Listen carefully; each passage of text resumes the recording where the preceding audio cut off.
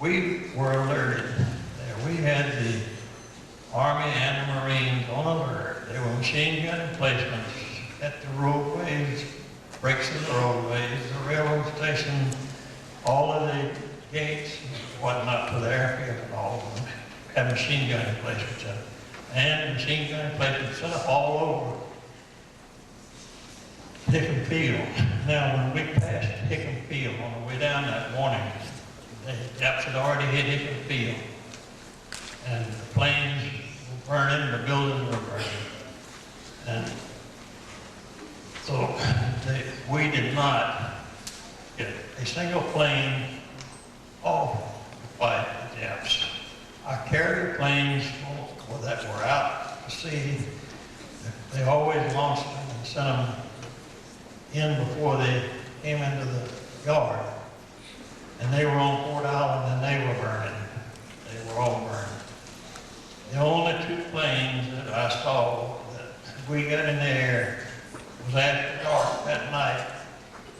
And I was standing outside and I heard the planes coming over the Navy Yard. I could see their lights. And somebody got trigger happy and fired one gun, and everything in the yard opened up and shot two of our own planes down that night.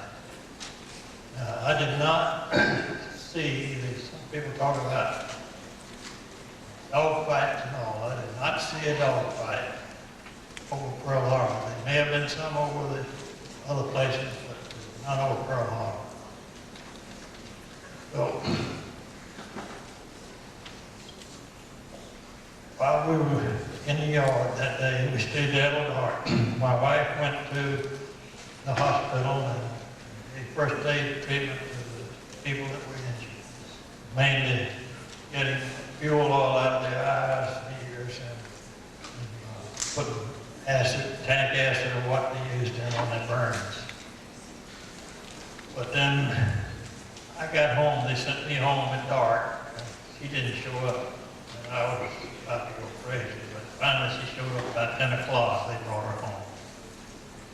And it was pretty rough for a good while. It all settled down, but they started bringing more people in. And they eased the workload off a little bit on us. Is that about it, Randy? Yeah, we've got about 5 minutes. If you have questions, just raise your hand and I'll follow up and repeat the question.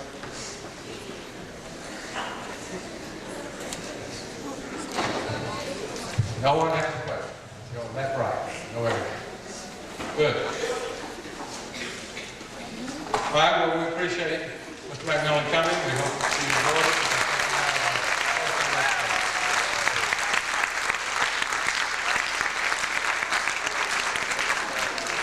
Coach Crockett, if you'll turn that light on that switches right there on the wall, we'll tap those and then it will come up.